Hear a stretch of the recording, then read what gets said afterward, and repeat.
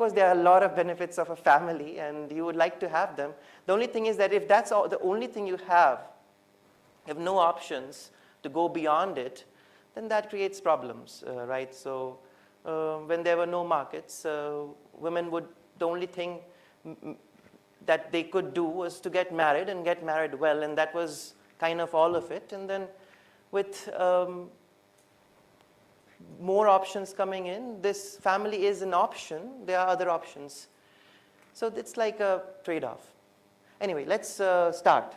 So in the first class, we talked about Dwijendra Tripathi and how he was not the fondest, he had the fondest ideas about cultural explanations, and he preferred materialistic explanations, material-based explanations. Well, that is kind of true, but at the same time, he was not someone who said that, no, culture doesn't matter. Actually, in one of his papers later on entrepreneurship, he talks about how culture and material conditions combine and they influence each other. Now, the time when Professor Tripathi was doing his research, this was back in 1970s, 80s, 90s. He did write a book after 2000, but this was a different kind of an era of doing research. Now,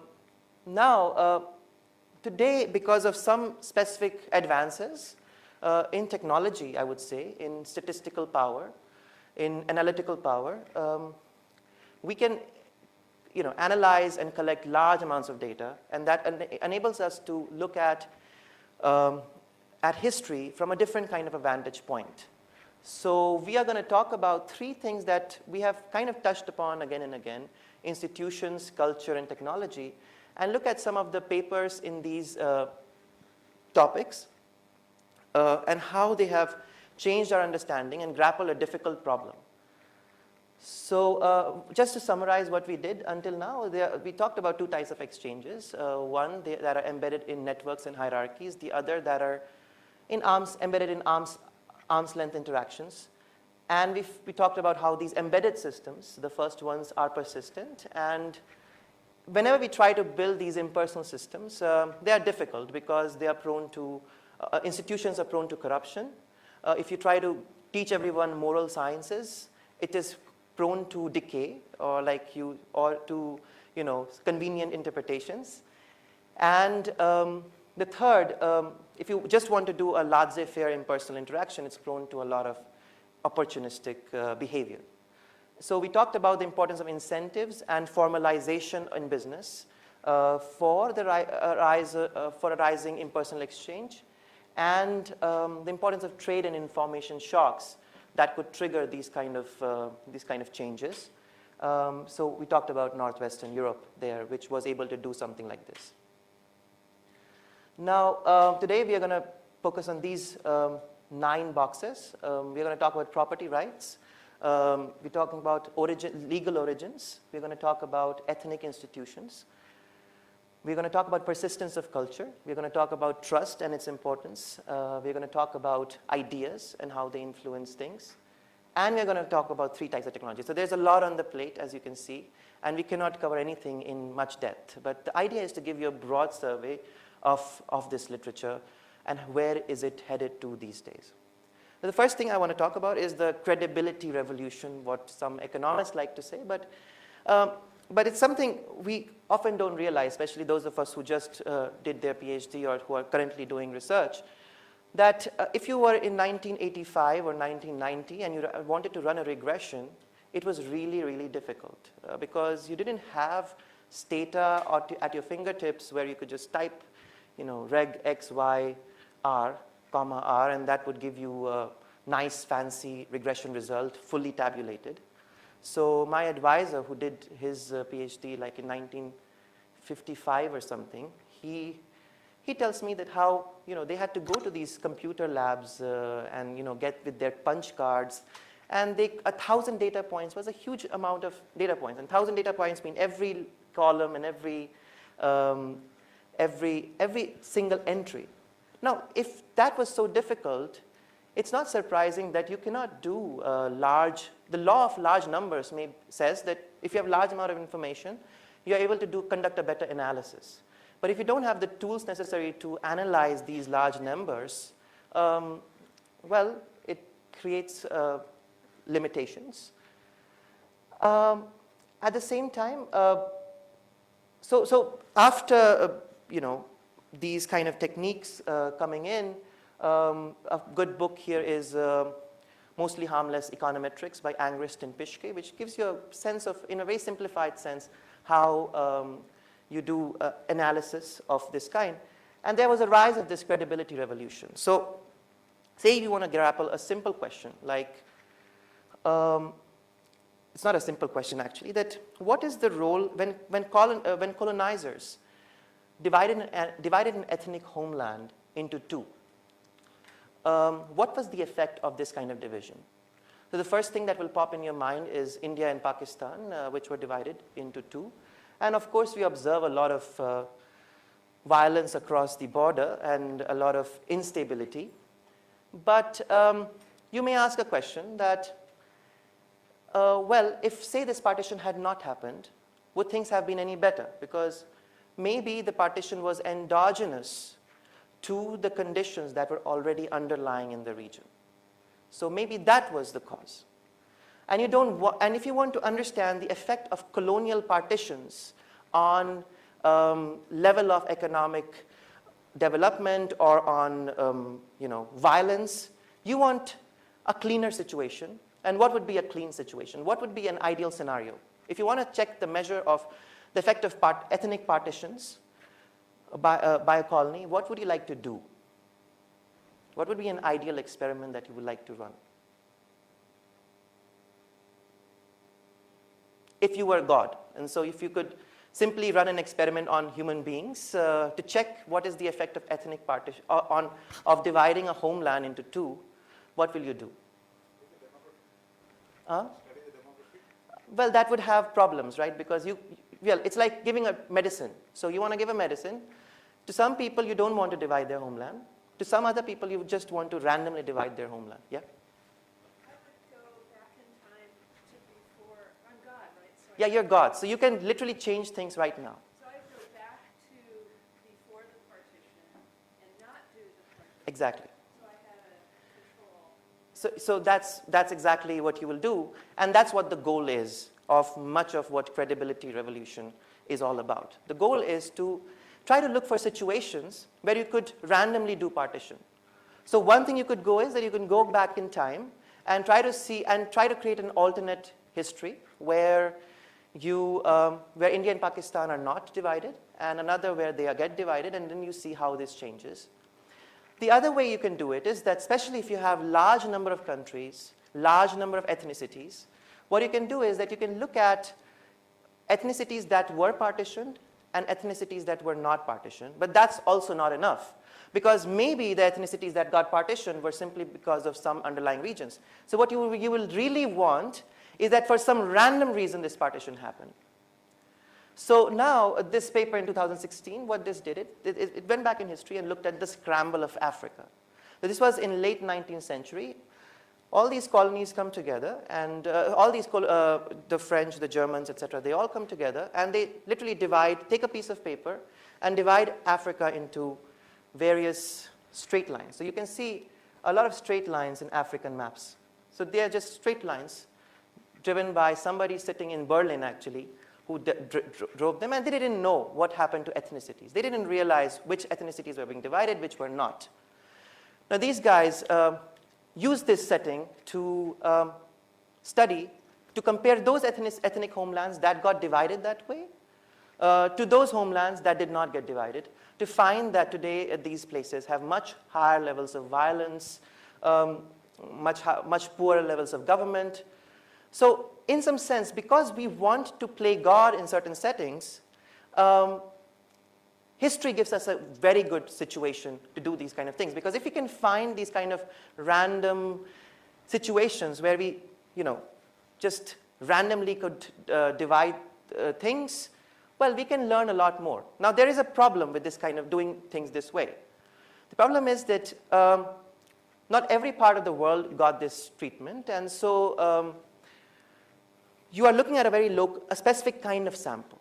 And because you're looking at a specific kind of sample, you cannot generalize your results and hence say that, so forth, every partition that happened arbitrarily should have been bad. That generalizability is up to your interpretation. But just to know that this happened is in itself a very interesting idea. So that's an example of the kind of tools and techniques we try to aim for, where we try to do two things. We want to collect a lot of observations, and then we want to be as apple to apple, do as apple to apple comparison as we can. That's the two objectives we really want to have. So with that, let's focus on property rights, on institutions and their importance. And we have not talked much about colonization until now, but today we will talk a little bit more about it. So the first paper, when we generally think about institutions, the first paper that often comes to people's mind is Acemoglu, Johnson, and Robinson. So it is a very celebrated paper, and people just are waiting when will Daron Acemoglu just get a Nobel Prize for this paper, and of course other works that he has done, because this is not 2001. That paper that I showed to you is 2016. So he brought in a more systematic way of looking at colonization. So when you want to see the effect of exploitative colonial institutions on development, the problem is that what if there was something underlying in the region that led to that exploitative situation? Maybe there was more violence already. So when the colonies went in, they had to be more exploited. So because of this problem of endogeneity, you want to not deal with it.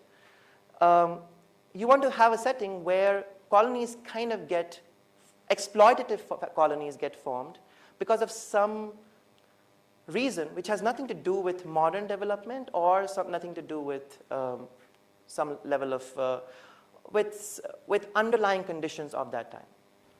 So what he did, and this is not like 100% accepted paper. There are people who critique this paper, by the way. So what they look at is settler mortality. So the idea was simple, that there is a disease that locals cannot get because they are immune to that disease. But Europeans who are coming in, they will get the disease because of the fact that they don't have immunity. Now, if that's the case, if the settlers cannot settle, if the colonizers cannot settle in that country, but they have already captured that particular colony, what kind of institutions they will build? They will rather like to exploit that region, that, okay, we have it at our purse, let's just try to capture it. In contrast, if you get to a place like the United States or to Australia or even to India in certain parts, where situations are more better for staying there, then you would like to build cities like Calcutta or Shimla or Ooty, and you want to live there. And if you're living there yourself, there are limits to how bad a colony you can build.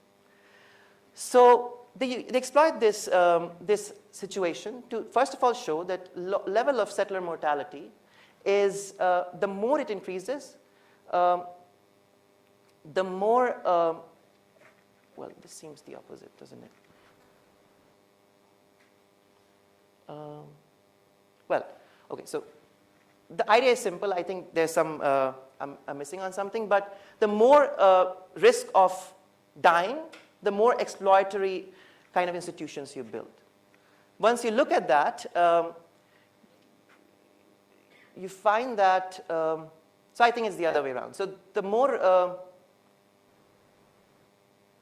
yeah, it seems like this metric shows to you that this is better institution. So the more, the less risk you have, the more per capita income you find. So, and then the third is the more settler mortality you have, the lower per capita income you have. So they kind of triangulate these three observations. Where the key thing to keep in mind, this particular interpretation is only valid if in case settler mortality directly cannot influence development. So they have an assumption that if in case the absence of Europeans to settle in a country does not have any direct influence on development other than the colonial mechanism. Because if there is another mechanism, then this is the main result. The colony-oriented result would not be true. So this is, in a nutshell, what an instrument variable is, and this is what an instrument, so they instrumented for settler mortality and to estimate the effect of colonial institutions. Now, something similar was done by Banerjee and Iyer in their famous, but now again, it's a paper that's questioned. So the idea is here very simple. When the British came in, they established certain types of land tenure systems. And in this paper, they show that places that got the zamindari system, those places today are having poorer levels of development. Now, what are the places that got the zamindari system? So Bengal. So the first place was Bengal, right, where they came in. So they established the zamindari system. Then also around Madras, they established the zamindari system. But as time went further and further, they realized that the system A is not even very good. It doesn't really get them a lot of much revenue as they expected.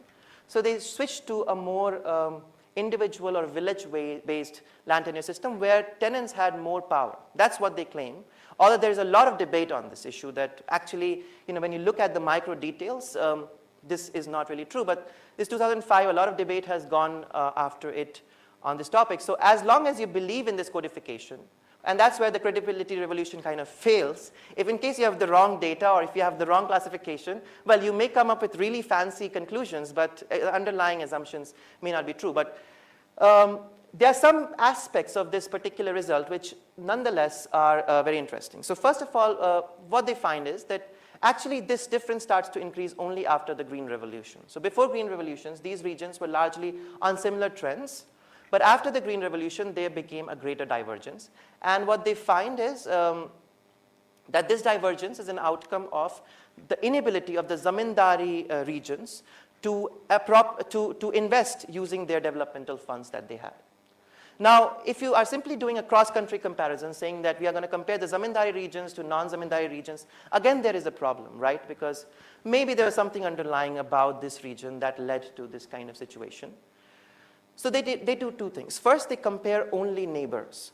One district, which is having zamindari system, another district that does not have zamindari system. And in this comparison, they find that these differences do exist. So a neighboring zamindari, if one district is zamindari, the other one is not, you still continue to see in the neighborhood that this difference exists. So while you may or may not believe in this broader codification that they did, but as long as in these borderline regions, if you have some, if that part is correct, you do observe these differences. At the same time, they also used an instrument variable, which is the time in which this was introduced. The idea being that the later you came into the country, you were less likely to establish land tenure system, and there was no reason, in their view, to believe that this should have anything to do with underlying conditions of the times. So this is the literature on property rights, which tries to argue that governments where people have more control over their property, where some government cannot simply just take away the land and resources, those regions tend to do better. Now, there is one gaping hole in this entire theory, and which is China. Now, China is not one of those countries with inclusive institutions and the strongest protections of property rights. It's up to Xi Jinping what he wants to do. So the question is, a lot of people have critiqued that this is not really how development happens. It's the other way around. That first of all, countries that invest in human capital, they grow. And as long as correct policies exist, regardless of whosoever is the ruler, dictator or not, that region grows. And at a certain point, these regions themselves grow into democracies. So this is a debate. There's no answer to it. But because of these few papers, the institutional view became really important. And this view also became important, say, in the World Trade Organization or the IMF, where people started to talk about, no, we really need to think about these kind of institutions, because just sending funds is not enough, because we have to talk about the quality of institutions that underlie. Now, the biggest critique of this, yeah.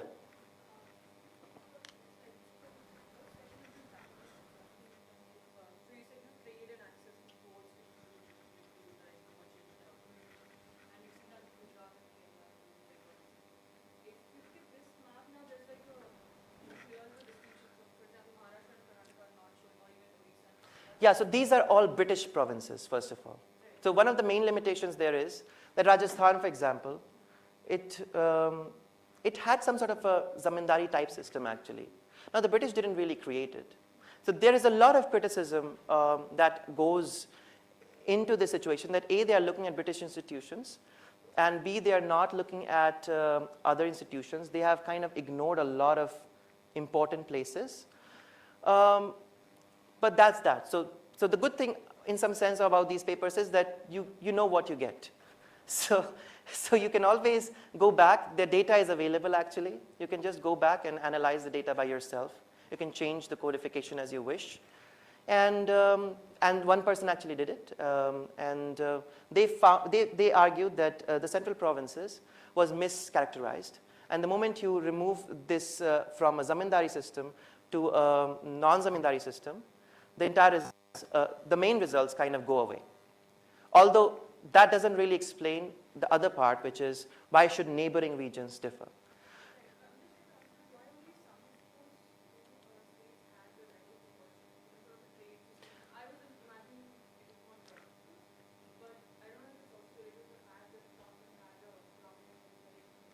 So as you see, much of the coastal region is not even in this sample.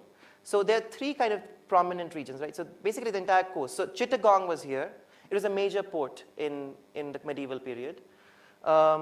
So that was one. So it's important to keep in mind that we are not interested in the causes of things. We are interested in the effects of causes. So that's a very important distinction, that we are interested in the effects of causes, not the causes of effects. The difference being that we don't want to explain that this is the only reason why this happened. We're more interested in saying, okay, what is the effect of institutions on modern development? So, and that's where I'm kind of inching you towards, that while all this theory that I gave you in the first two classes, they might have some relevance, but in the end, they are just a theory. And there are a lot of things that are going in along with it that you have to consider when you really think about institutions. Now, going back, so the main criticism of this entire institutional approach is the issue of the legal origins literature. Now, the legal origins literature argues that common law countries that are former British colonies and Britain itself, tend to have better financial institutions and investor protections vis-a-vis common law countries, civil law countries, which are French, etc. The argument they make is that in common law countries, judges have more autonomy, and they have the power to set precedent. So when the Supreme Court makes a judgment that LGBTQ relationships are legal, the government has to accept it simply because the judiciary has set a precedent. This precedent-setting power means that judges act as not only judges of laws, but at the same time, judges, they also can pass judgment whether or not a particular law fits in a particular situation. So they can be more contextual, and sometimes they can entirely render an entire law to be illegal. This is not the case in civil law countries, because in those countries, law is codified. So you can only interpret the law. You cannot set the laws.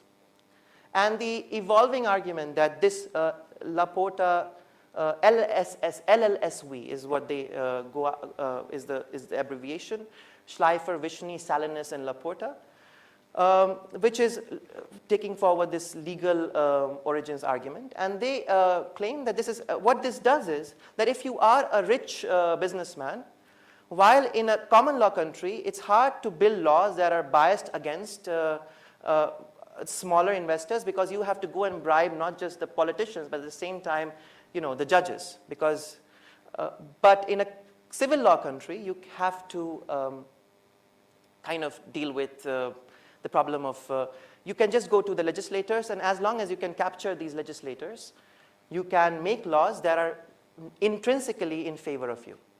So they show that, well, this is a kind of an aberration in this region, but largely speaking, they have larger capital markets. These common law countries have large capital markets, and what this does is that these countries, because they have more small investors, because investors have more protections. So in countries with non-common law heritage, you have concentrated investors, which are large. Again, so these two literatures, the formal institutions literature, which talks about what is the nature of your government, and the legal origins literature, which talks about what is the nature of your laws, are kind of critical of each other. And this is a debate that is going on over the last 2 decades, and there's no clear resolution of it.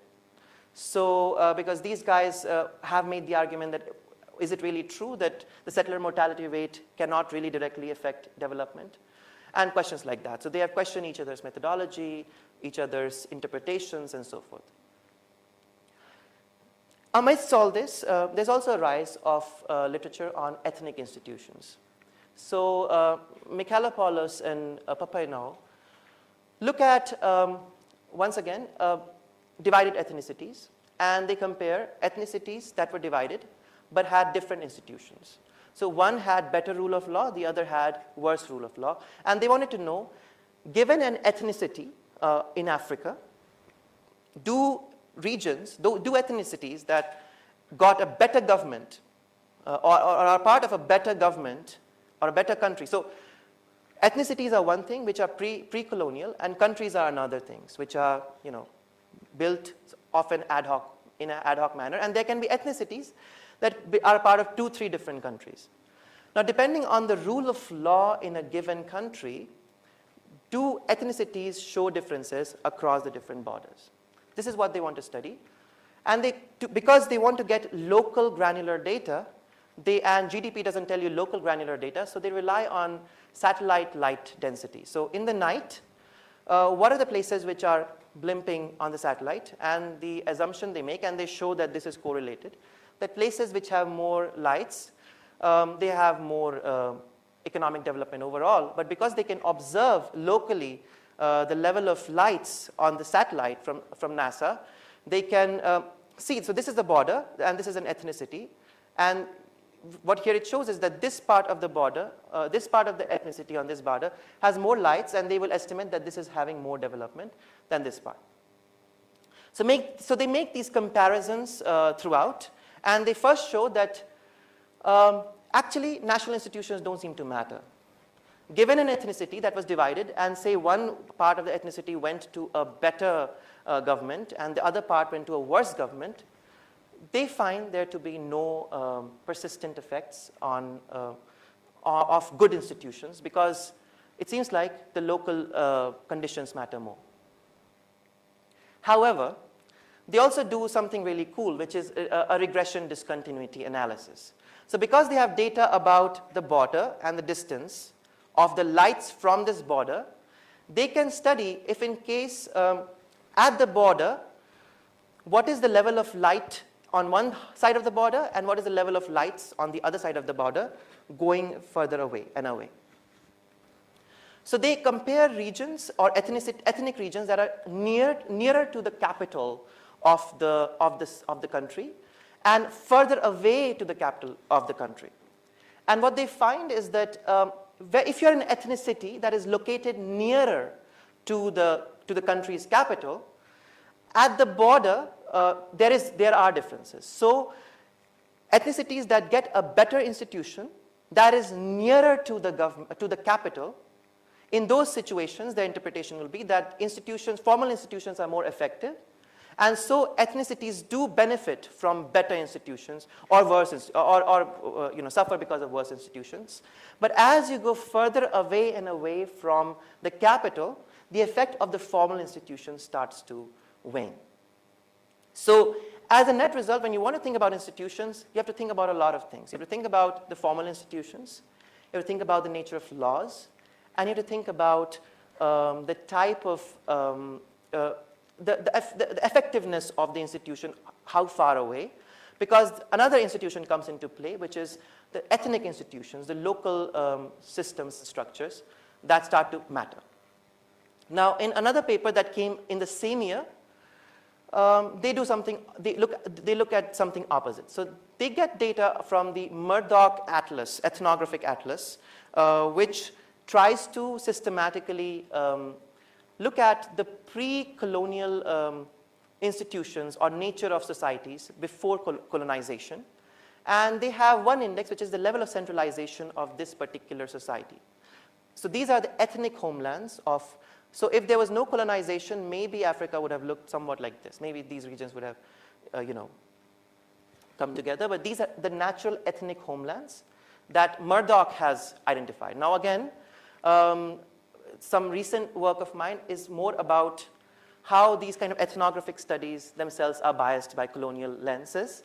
Though for the moment, let's assume that, but these kind of things are work in progress. So later on, maybe some criticism of these methods and tools can come in. But for the moment, let's assume that this atlas does provide a fair enough understanding of, and actually it's not very hard to assume so, because if, say, there's a colonial bias towards all these societies, well, then all the societies are having colonial biases. So if I'm comparing one colonially biased society to another colonially biased society, maybe the problem of colonial bias is less so in this kind of codification. But if you start to compare European countries and African countries, that would become a problem. Now, what they do is that they look at the other way. They study if in case, given an ethnicity, given a particular country, which has 3 different ethnicities, and one ethnicity has more prehistoric, pre-colonial centralization, and another has less pre-colonial centralization, which of the 2 ethnicities are going to be more successful, economically more developed?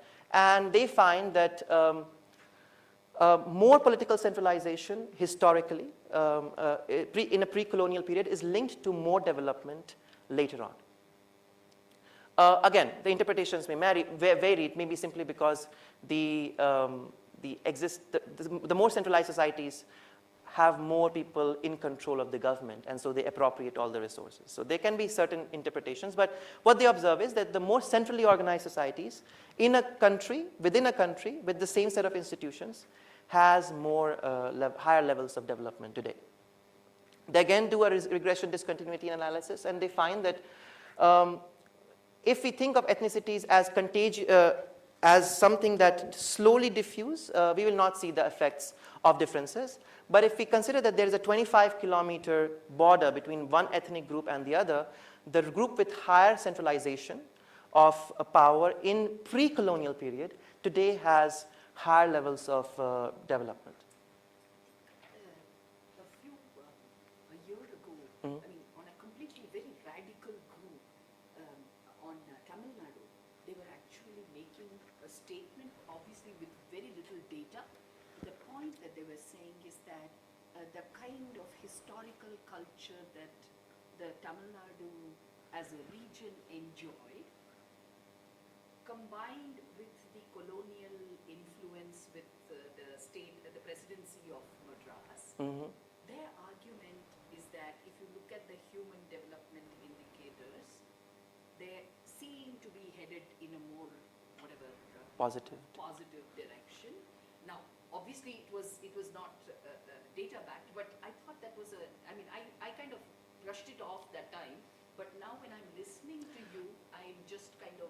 So first of all, I don't think we can, what all we are doing here is that we are making a lot of comparisons. We are comparing apples to apples, and because we have a lot of apples that we can compare, we can collate certain results. So we did 2 types of comparisons. We first compared ethnicities with different countries and institutions, and then we compared countries with different ethnicities and pre-colonial institutions. The main result that basically you can get from here is that pre-colonial institutions do matter, and formal institutions matter more. It seems like closer to the capital, it's the formal institutions that matter. Further away, it's the pre-colonial institutions matter. What is the combination of these 2 things is hard to predict. You will have to use some level of theory or some economic argument to understand what would be true, because One way, and one persistently, one argument that people have said is that if in case colonization had not happened, southern India would have industrialized anyway. So if that was true, like, so that's, but maybe, but then what if, but that assumes that the government, the institutions that came in place of the British were much better or something, or they were not at least bad, but who knows, like, So these are hypothetical questions which require, again, a very proper, comparison of apples to apples. Now, let's move towards culture, but it's a smooth transition because what we basically saw is that, well, pre-colonial African institutions do seem to have some relevance. Where centralization in this particular Murdoch Atlas is not something very special. All it means is that these societies have more complex organization, that's all. They're not tribes. They're not small societies with they have cities, etc., etc.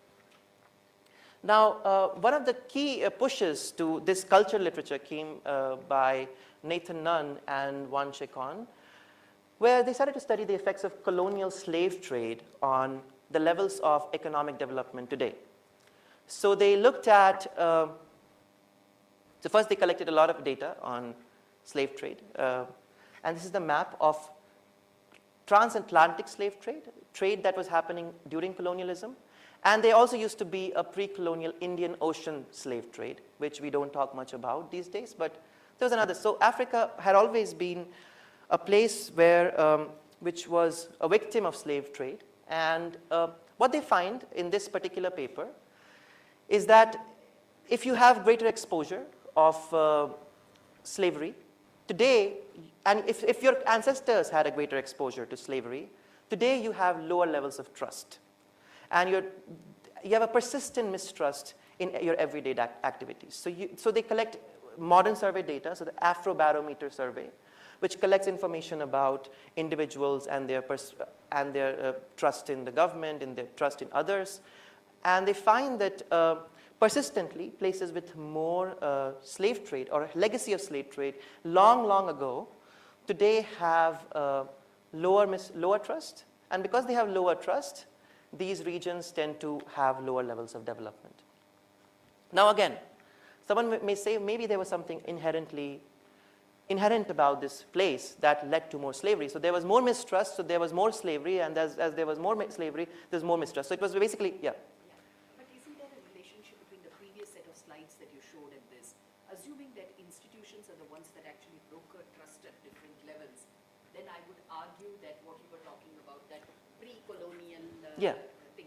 So in a way, so they are all linked. So I'm just presenting you evidence after evidence that things are complex. And when we think about institutions, we started to think about, first of all, government and law. Then we came to ethnic institutions. And now we're already talking about trust. So the notion of institutions and what is a formal institution and what is an informal institution is starts to get blurred as in the last 20 years, where we began with the notion that we are just going to compare two colonies and we are going to figure out how things are. And now we have moved to a situation where we are doing much more vague things about colonial institutions. We are looking at levels of slave trade and so forth. So now the problem with slave trade would be that what if there's inherent reason, some pre-colonial reason that drives this? So Nathan Nunn, in a paper preceding this, he uses distance of a particular country to African slave trading ports as an instrument, and the argument being that the more distant you were, the less likely that you were a location to supply slaves. And they obviously control for other kinds of distances. So he controls for other types of distances, like simple distance to the sea. And he finds that, first of all, the distance from the slave trade port is, first of all, negatively correlated to slave exports. So the more distant you are from the slave port, the less likely that you will export. And then this distance correlates with lower levels of, or higher levels of development. So again, the same thing that Esemoglu did with settler mortality, they are doing this with here. So they're instrumenting for distance in this situation. So one of the first papers that actually talked about persistence, so this is a negative persistence, right? So slavery leads to mistrust and underdevelopment. So there is a positive persistence too. So Italy, while those of us who would think that Italy is one country with like, one language and so forth, but the truth is Italy is an extremely diverse nation with, first of all, North and South Italy have had very different histories. Northern Italy had, at a certain point in time, some city republics, which were basically republics. So they were places where locals had powers and rights. They had councils. So Venice would be one example of that republic. This was not the case in the South. Now, there's a large persistent literature that argues that because of this heritage of city republics, these regions even today have higher levels of trust, better levels of government. And Robert Putnam is an influential figure who made this argument. He did a much more ethnographic study of this period. Now, Guizzo Sapienza and Zingales took upon themselves to kind of do more systematic analysis. And what they did is that first they identified Italian cities that were having city republics in the past. And then they correlated it with levels of higher civic capital today. Now again, the problem is one and the same. Maybe it's the other way around. Higher levels of civic capital at a certain point led to more city republics, and then more city republics are simply creating more higher civic capital. So we are really not comparing the correct thing. So they only compare regions that are next to each other. And they argue that in the medieval ages, so these city republics get formed around 11th, 12th centuries. But places that had bishops in the 9th century and the 10th century, they were more likely to form city republics simply because there was a coordinating agent. So there was a lot of threat from invasion from the north.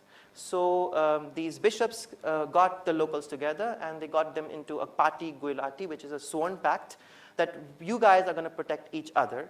And through that process, they laid the foundation of a city republic. So they instrument, again, for the presence of a bishop and what is the effect of presence of a bishop on the formation of a city republic, and then what is the effect of formation of a city republic on so regions that had a city republic had a bishop, and regions that did not have a bishop. All else being equal, a region which had bishop was more likely to build a city republic. So and then they correlate that to modern levels of development. So once again, a literature which uses instruments and so forth to figure out a difficult problem. Yeah. I'm just a little curious, and I'm again approaching this from a completely different worldview. You just see the Catholic Church and its relationship in terms of the governance structures subsequent to economic development, then this seems to suggest that I'm just asking this question for myself, is the reach of the Catholic Church through its bishops somewhat linked to the economic development? Because I looked at so it must be Germany. A colleague was looking at it, and the findings are somewhat kind of. So the Catholic Church was definitely, in my view, not a positive agent of change in Europe's development, when you really think about it, because the Pope is just sitting over here, and the kind of government he runs is very, very different. So I think there were some unique conditions here, that there was a vacuum of a political power. Because there was a vacuum of a political power, and South didn't have it. And South had a government headed at Naples, and that was a very authoritarian regime. And so the problem of, it was like China in some sense, so there was no problem. People didn't have to learn to coordinate with each other. In contrast, this region was more anarchic for a small span of time. I mean, it is not a small span of time, it's like about a century. So in that situation, bishops come in and play the role of providing some stability. So it is not something that you can generalize elsewhere, that bishops created more stable institutions. So now, once this literature has been established on trust and so forth, now the measures of trust are going further and being discussed in other settings. So one example is of a recent study on comparing a multinational that is located in a higher trust region versus a lower trust region. and they find that multinationals located headquartered in a higher trust region today have higher decentralization. So they are more decentralized for a simple reason that they trust their managers more, so they delegate them with more tasks. And because they delegate them with more tasks, today these regions also have, these firms also have more growth because the CEO has more time to do for other things rather than follow everyday activities and so forth. Now again, there's a problem. Maybe there's something inherent about these regions that these firms that we are not capturing. So what they compare is they compare one multinational firm located in 5-6 different regions, and they see the differences in bilateral trust. So a region that has more trust, where the headquarter and the subsidiary have more bilateral trust as a country, if that particular subsidiary is more decentralized vis-a-vis a subsidiary which is located in a low trust region where there will be more centralization. So this is just a kind of a extension of all these ideas into firm theory and so forth. They also find that this decentralization is related to power distance and level of decentralized financial autonomy that you have. Now, actually, the kind of picture I presented you is quite pessimistic because it tells you that, well, it seems like history has a long shadow. So whatever your historical institutions were like, they're going to really, really influence the modern development, and that kind of leads to pessimism that it's kind of everything is kind of determined, and individuals don't have much autonomy in the situation because if a region suffered because of very huge amount of ethnic violence or slavery, that is kind of doomed for poverty and mistrust and violence and so forth. This is where ideas become important, and the study of ideas and the importance of ideas is closely again linked to the importance of religion. So religion is an important agent through which diffuses ideas. It can promote certain ideas and it can suppress certain ideas. Key books in this particular literature are like, for example, this so-called ideation revolution that is happening in history circles, which argues that, so Deirdre McCloskey, for example, argues that the Northwestern Europe's growth has nothing to do with coal and colonization or industrialization even. All it has to do is with a new set of ideas that started to emerge in this region because of the rise of the bourgeoisie class. Because the bourgeoisie class, or a class of merchants, was more likely to seek education, it was more likely to seek profit, and was having an improvement mindset. Joel Mokyr, in a recent book on A Culture of Growth, argues that because Europe was so fractionalized, and there was a network of scholars called Republic of Letters, which used to write letters in a transatlantic manner, these two things led to a competition of market of ideas. And this competition gave rise to more growth in today's time, and an improvement mindset again. Now, there's another book by Jared Rubin called Rulers, Religion, and Riches, which makes an argument that when a ruler needs legitimacy, and the legitimacy historically often comes through religious institutions. Now, if your political authority is legitimized by religious institutions, then the market of ideas would be much more monopolized by religious thought. In contrast to another kind of institution or a situation where the political structure is legitimized not by the religious authorities, but rather by some other secular authority or like some, let's say, economic, capitalists. In that situation, you have less space for religious ideas, more space for whosoever is occupying that space. And he makes the argument that there was a switch in Europe, although I think, okay, I'll come to that later. So in Europe, where legitimacy moved from religious legitimacy, often of the church, to a more secular legitimacy that people got through other sources. And in that setting, this particular paper comes in by Cantoni, Dittmar, and Getchman. So it just got published. And it argues that when the Protestant Reformation was happening in the 16th century, where the Catholic Church was being opposed in the North Europe, a a lot of monasteries closed down. And when all these monasteries closed down, the local rulers and authorities seized on these monasteries, and they got a giant jackpot or windfall of capital. So they had a lot of money now because all these monasteries have been closed. And first of all, they showed all these places where monasteries got closed, the black ones, and the ones, the circle ones are the ones that remained open. And and because Reformation also led to counter-Reformation, so it's not that Catholic regions were not being affected by it, so they were being affected by it. But first of all, they show that the regions, Protestant regions, had much more number of closure of monasteries, and which led to more. So suddenly, the religious authorities that existed, they are kind of wiped out, and a vacuum was created. And they're studying that vacuum and what happened in that vacuum. So first they find that the universities in these Protestant cities, where the number of places that there was a windfall of all this capital, there was a shift away from religious education towards a more secular education. So you started to study administration, you started to study law rather than studying the Bible. This did not happen in Catholic regions, which continued to remain similar.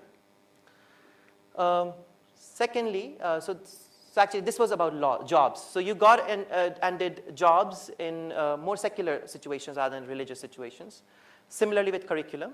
And third, they show that when you had to build new buildings, you started to build more secular buildings like palaces and administrative buildings instead of churches. So this is again an evidence highlighting that there is an importance of that how a shift in who was in control of the particular society brought a shift of ideas. And from there on, so there's obviously an important literature that talks about the Protestant Reformation and its importance in the rise of Europe. And so here is a story where, while a lot of things can be persistent, but ideas are an agent through which change can happen. And when you think about, say, the US and the notion of the separation of power, this simple notion of separation of power and the idea of checks and balances first got into the Constitution of the United States. Then it influenced the French Revolution. And even the Indian Constitution is heavily influenced by those ideas. So sometimes good ideas can have, persist. And if they can survive, and there are people who can produce these ideas, they can bring about change. So that was kind of literature on culture, which basically talked about, first of all, a pessimistic view that culture is really determines a lot of things. But because it does so, it creates a scenario that, okay, if you're in a poor country, what does it mean? Does it mean that poverty lies forever? And the idea, and here the notion is that ideas start to play an important role. So as we talked about ideas here, a lot of printing press was an important agent. So let's talk. So in a lot of these settings, technology is playing an underlying role. So we talked about the importance of printing press. So in a recent paper by Jeremiah Dittmar in 2011, he tries to study the effect of the printing press on overall growth. And he's the first person who talks about the fact that the city of Mainz was the first place to have a printing press. And then it started to diffuse from there on. And he uses this distance from Mainz measure to see if in case the regions that are closer to Mainz and also had higher levels of printing, they grew faster, and he finds that to be true. So it's a pretty straightforward paper, but an important insight that simply because of introduction of the printing technology, there was more city growth in regions. However, it's not always true that communication technology and printing press will only create a market and decentralization. It's a path to some sort of a decentralized progress, because the other way is also possible. So this is a very old paper. It's not an empirical paper, but it talks about the introduction of telegraph and how the effect of information technology is dependent on the specific nature of the firm that is. Now, if there is a lot of asset specificity, in other words, you cannot really shift your assets from one to another, and you really need your suppliers, your refrigerators, and so forth. And there is a value from economy of scale. In that situation, actually information technology may lead to more creation of more hierarchies, because firms will integrate themselves, and the better integrated firms will grow larger. And this is kind of what happened also with the East India companies. So East India companies were very good at data collection and organization. So whenever printing comes in, whenever there is huge amount of information, we are always deceived to believing that too much information is good, because the problem is that the moment information comes in, organization of information becomes an important issue. And the firms that are better at organizing this kind of information turn into monopolies. So think about Google. Well, Google is a monopoly, and it's a monopoly into the business of organizing information. So the East India companies were another example where they were long distance trade had benefits from scale, and so in East India companies emerge as these giant monopolies. I already mentioned once that if the Dutch East India Company were to be a company today, it would have a valuation around $5 trillion. So it's like 5 times that of Apple. So just to highlight the importance of scale. If in case there is no asset specificity, you could just switch between people, switch between suppliers. In other words, there was more value for impersonal exchange there, that you could do business with anyone and it didn't matter. In that situation, information technology will give rise to markets. And so they show that stocks and commodities industry, where there is no value of sticking to a particular agent and so forth, the telegraph creates markets and not hierarchies. Unlike in meatpacking industry, where there is a huge value from scale. So I already talked about my paper a bit in the last class, but in the last class the way I presented it was more of a history paper, that this happened, this happened, this happened. But of course a lot of data collection went into it before we came up to their conclusions. So first of all, the idea here is that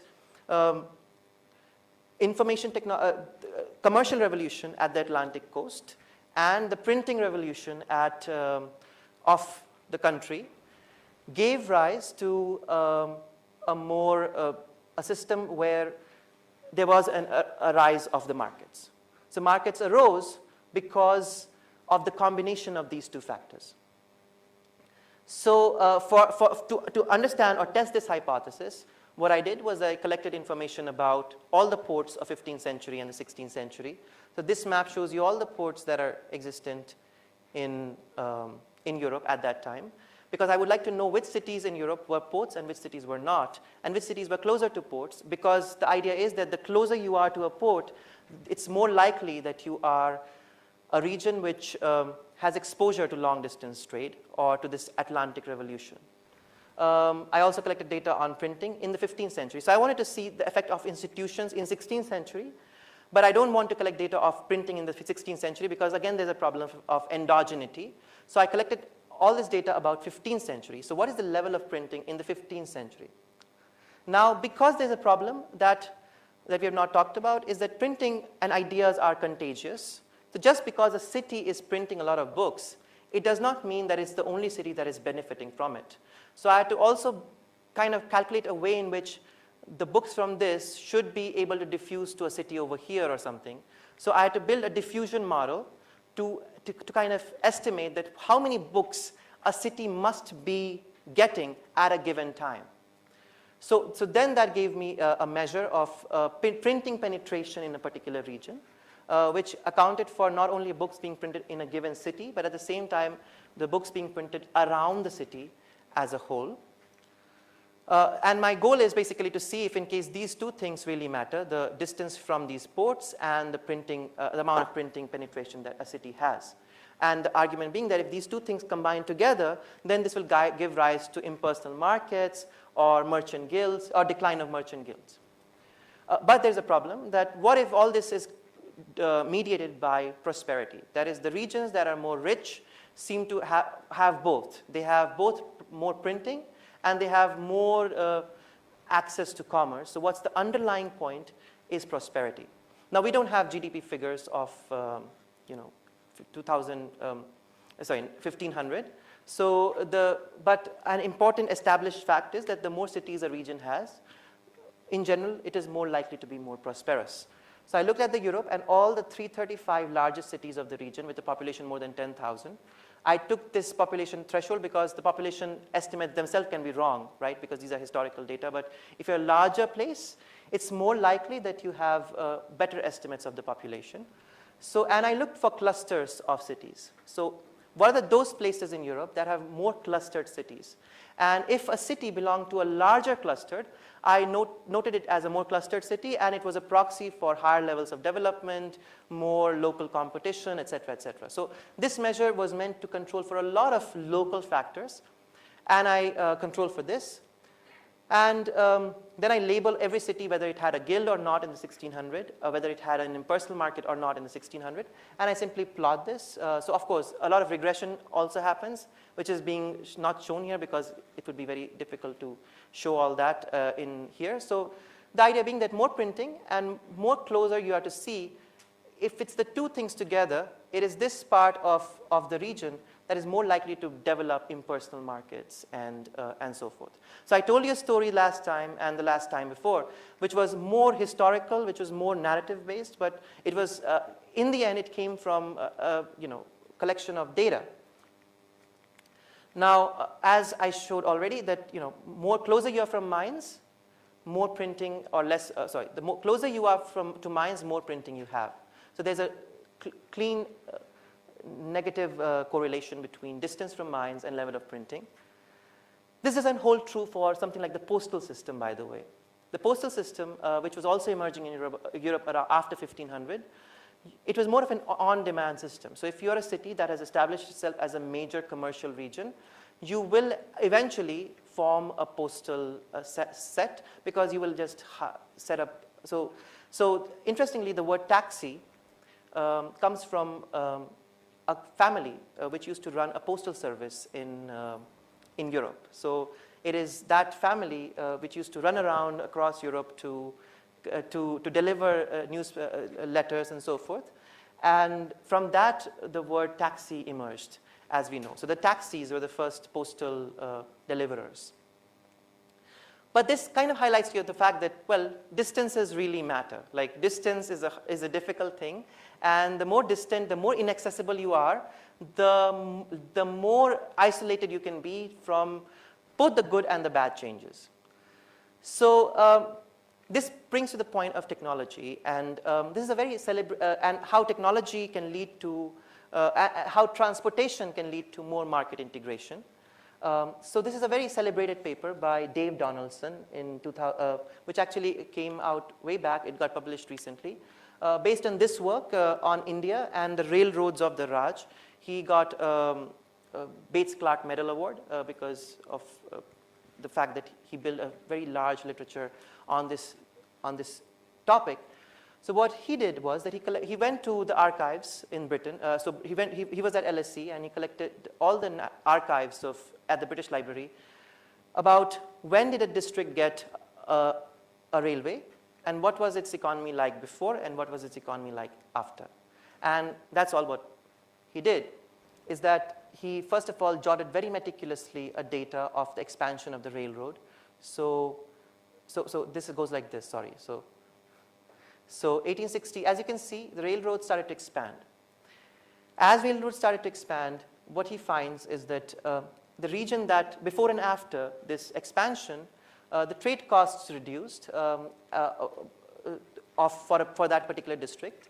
The price gaps between regions started to decrease because there was more arbitrage that could happen.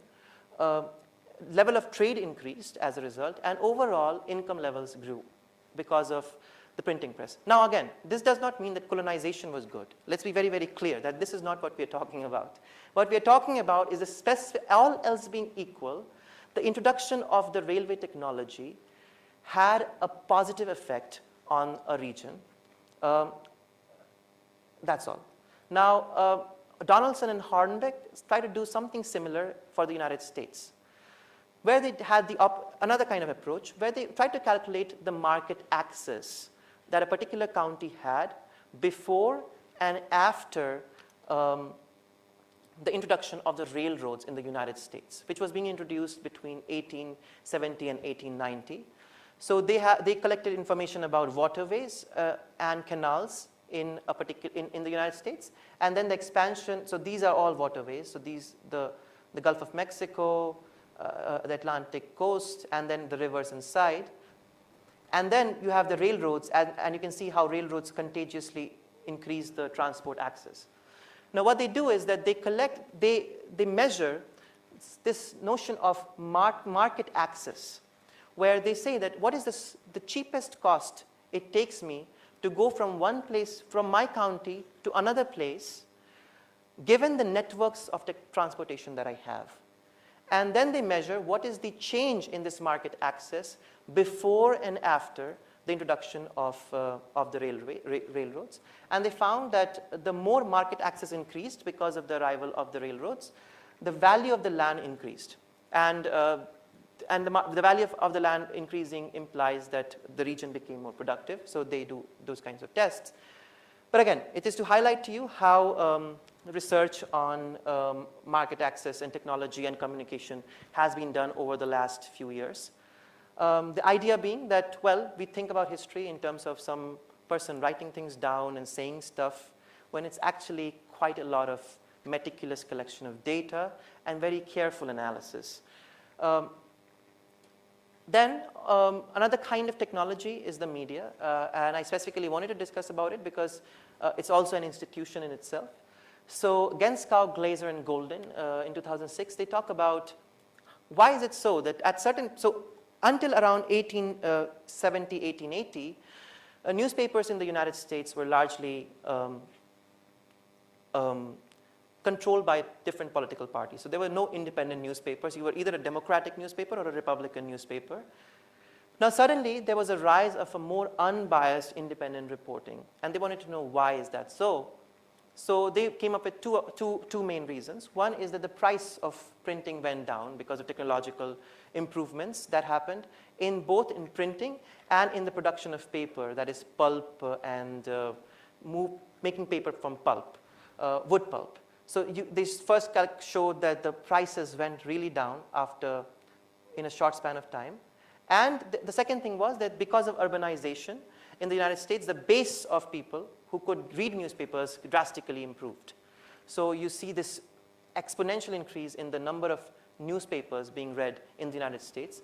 And they argue that these two things, a large base to cater to and very low production cost, meant more competition. And more competition meant that firms had to be more independent. Although there are a bit of loopholes in this idea, but they do show that there is a decline in biased reporting. They have multiple measures, but because I wanted to have graphs, so this is the only graph of this kind that they had, where they show that usage of charged words like, slander or honest, these kind of words started to go down, and more factual words started to emerge over time. So, but this is the effect. So the argument being that this created more independent newspapers.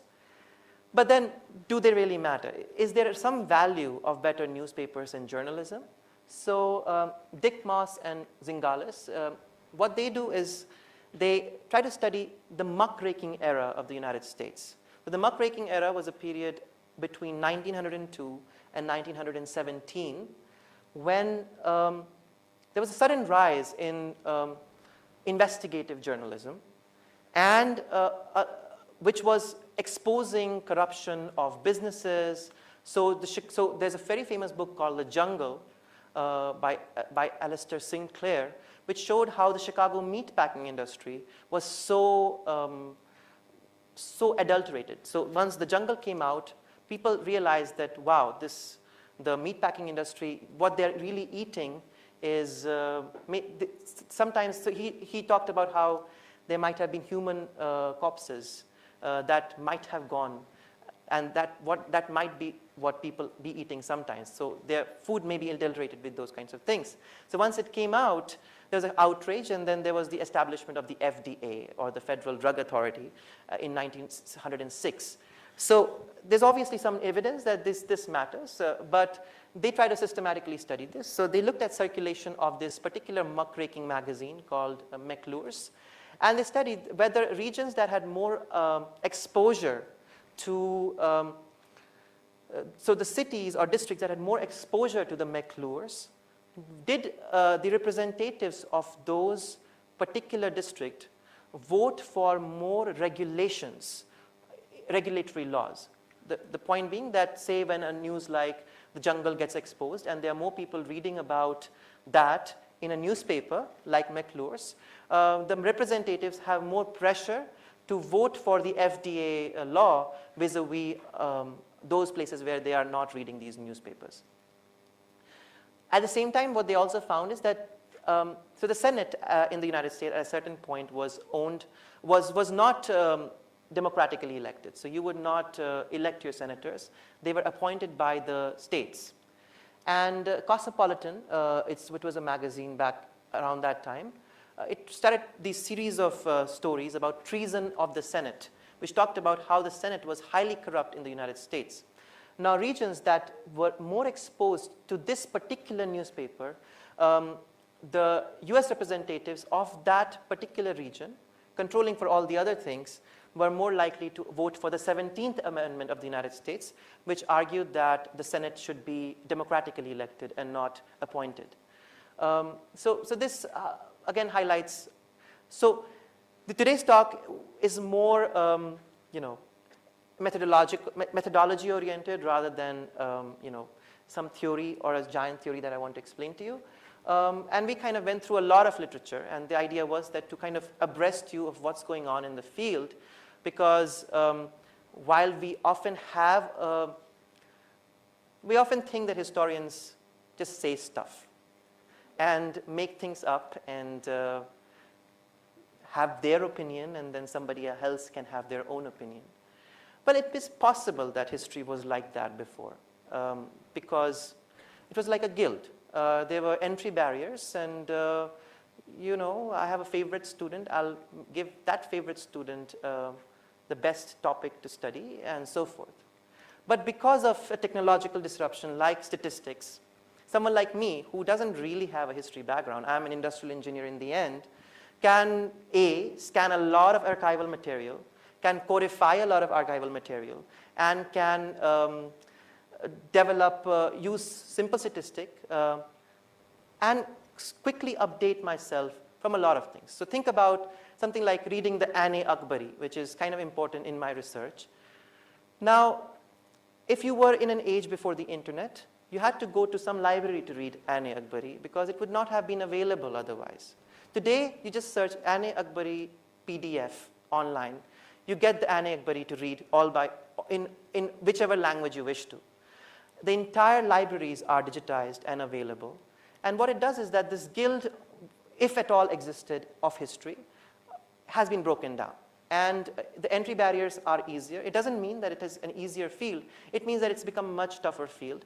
But the quality of work and the richness of work has gone up. The demands that reviewers have now are much higher because you have to control for this, you have to control for that, because your results cannot just be a conjecture anymore. And the idea, just to summarize for today, was that, well, property rights do matter, but it's also how the laws get written. But while all these formal institutions matter, and we can keep thinking about how important the 2019 elections will be for India, but at the same time, we have to keep in mind that many things of importance are actually at a local level, where the historical institutions, like the caste system, that also matters. And some government at the top would not be in a position to change those institutions. And these institutions can persist for a very long time, but ideas can change. So, back in 1980, being an LGBTQ person would have been a slanderous idea. But today, it's a much more acceptable notion in a small span of 10, 15 years. That's how culture has changed. But you could use these persistent literature and said that, maybe it would not happen. These kind of ideas persist and they would never change. But some ideas do change quickly. And it's because of how ideas get diffused in the economy. Well, an important agent of that change is the technology and how technology makes certain information accessible. But the effects of technology itself doesn't necessarily have to be, toward decentralization, because information means too much information, which means organization. So whosoever organizes it well does it better. And we talked about transportation, how it is an impediment and a constraint, and yet at the same time, Atlantic trade in the end was a transport revolution, right? Because the Europeans, because of the Ottoman embargo, couldn't come to India, so they had to find a new transport route. So that was the kind of the main driver for this entire change that we observed in Europe, etc. And then, of course, you have to talk about media, because media is kind of a complex institution which covers all these things. And when we specifically talk about ideas and etc., how is media working, how does it conduct, becomes really important. So that's pretty much for today. And I think the idea was to kind of to give you a shock therapy of sorts. That first of all, you would have thought that when you're doing this particular these three sessions, that you'll be talking about first this happened, then this happened, then this happened, then this happened, and it'll tell you all these stories, and then you will kind of say that no, this didn't happen, that happened. But the way this was organized was to provide a different kind of different approach to understanding economic and business history. We first went and talked about the basics of simple exchange and embeddedness. Then we talked last time about this evolution of markets and the importance of taking care of political capture. And today we talked about, so I try to present a linear story, a simpler story around exchange and strangers and so forth.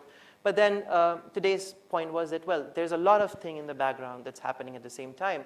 So if you're looking for some golden thumb rules of history that, when this happens, then that happens, that's not going to work, because that's not how history or social science works. You have to, everything is very contextual, but through a proper collection of data and so forth, you can definitely say something. And that was the point. So here you can get all the slides and the notes if you want to, if you don't already have, although I've tried to share it several times. So I've kind of tried to write everything down in one place. So thank you, and any questions? Yeah. What could the impact of the discovery of natural resources in relation to technology, transport? Like, for example, you mentioned Africa in particular, and I like that Middle East, like fossil fuel discovery. I'm sure they will have a big role to play. So I was thinking just the other day that, I'm talking about technology, and I don't mention innovation even once. And that seemed like a pretty odd thing, given that I'm in the strategy department, and my job kind of should be to talk about innovation and so forth. But I think one way to think about natural resources or innovation is that these are economic things.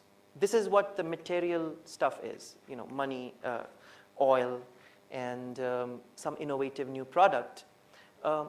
So we are not talking about it, because that's what everybody often talks about. That's kind of what the focus has always been when we specifically think about economic history. So people used to assume that if we send this much of aid and this much of resources, this would give rise to more development. And so that was an old way of looking at the world, which is not to say that natural resources do not matter. Of course they matter, because they would define my incentive structure. But if I really want to understand how will a country utilize its natural resources, then you would have to think about institutions, culture, and the underlying technology to understand who will be able to grab those resources. Would it be going to everyone? And it would be equally distributed, or would it become more of a thing that is in control of a particular group? So there is one country, if I'm not wrong, it's Liberia, which has huge amount of, so if you look at the per capita income of the country, it's very large. But the problem is that all that money is held by a few people, and all the other people are just poor. So resources come in. So there's, of course, this literature on resource curse, as you know, that says that the more money, resources you have, the poorer your institutions will be, and actually you will be more worse off, because think about Jharkhand. Well, everybody wants to grab a land in Jharkhand and take away all the natural resources. So those kind of places become much more prone to capture and corruption. And in those kind of places, you kind of need more better institutions. But as we talked again and again in this particular 3 lectures, that it's all endogenous. There's a kind of a shadow of opportunism and corruption and cultural decay that always follows any particular solution that you're going to provide. So if you think that if you're someone who believes in the state and its power, you say that, okay, all we need is like a Jan Lokpal bill and it's going to fix all the problems. It won't, simply because the underlying culture where you pay a bribe to get away with your particular traffic signal, that is the underlying problem. There's no reason to believe that that particular problem would go away. If you are somebody who believes in laissez-faire, again, the problem is, well, obviously that particular notion will not work, because there'll be a lot of opportunism, there will be a lot of power grab, and, well, what does it even mean to change the culture or etc. is hard to say. Like this notion that we should end the caste system. Well, it is good to say, but it's much harder to apply, because unless you do not change the other underlying factors, you cannot just preach people to give up things. So this shadow of good ideas decaying and impersonal exchange getting lost in opportunistic behavior, and institutions which tend to be the first go-to place for people that this is what needs to be fixed, are often endogenous and corrupt institutions, corrupt cultures, not corrupt cultures, but cultures where there are norms of parochialism or nepotism. In those cultures, it will be harder to have more, honest leaders. You may get one, but it's not. It's a random chance that did happen. It's not some norm. So that's the overall idea. Any other question? Okay, so we're kind of done for the 3 lectures. So everything is available online. So thank you. So Thank you, Prateek. Yeah. Because this is formally the 3 sessions. Yeah. Thank you very much, and I really appreciate the perspectives you brought in. And I think obviously you raised more questions, and I think that was the aim. Yeah. Yeah. Clearly, So the goal was not to answer things, but actually confuse people in the end. Of course, I'd like to thank Professor Kumar for helping organize this. So, in fact, this is only the start of things. So we want to do more economic history things. I already have your email addresses, so you will get some more mails in the future where we want to talk about. So Deepak is also very interested in so something with history of accounting or history of Bangalore. So those are the kind of things that we want to do, and this was thought to be more of an opportunity to, get a community together, and then we can try to build upon that community. And of course, Professor Suresh and Bharat and NSR Cell for helping organize this in a very nice way. So thank you.